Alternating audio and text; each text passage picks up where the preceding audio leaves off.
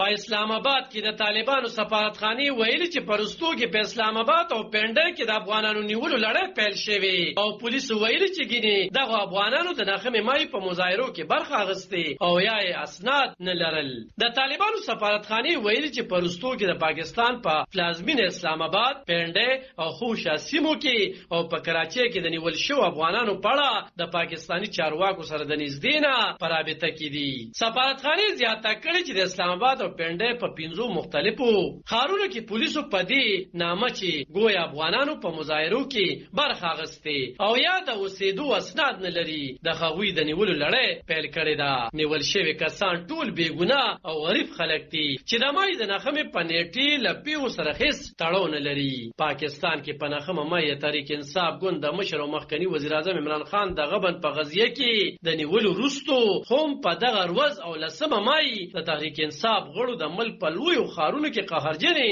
مظاهرې کړې وې. احتجاج کوونکي په راولپنډۍ په پوځي مرکز جیچکو او لاهور کې د کور کمانډر په کور ورغلي وو. ورونه یې اچولي وو، ګاډي یې مات کړي وو او نور سرکاري ودانو ته یې تاوانونه اړولي وو. د پاکستان حکومت ویلي چې د ناخمې او 10 مای د پیو په تورونو کې یې د زرګونو په شمېره کې کسان نیولي او په پوځي دفاعي ودانو برید کوونکو په ضد به په پوځي عدالتونو کې مقدمې چلولی شي. خو پاکستانی چارواکو یا د بهرنو چارو وزارت د افغانانو د نیولو په حواله څه نه دي ویلي. په کراچۍ کې طالبانو کونسل جنرال مولوي عبدالجبار بیډیا ته ویل چې د کراچۍ او د سند صوبې په جیلونو کې 215 افغانان چې د کراچۍ او د سند صوبې په جیلونو کې 215 افغانان بندي وو او پرون د کراچۍ د زندان نه دریش او حیدرآباد د جیل نه 2 افغانان خوشي دي. خو هغه ویل چې پرستو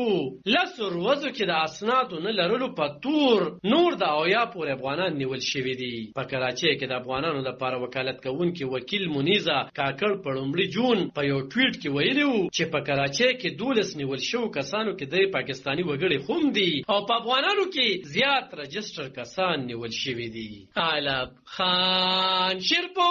دلبر نیوز 400 په اسلام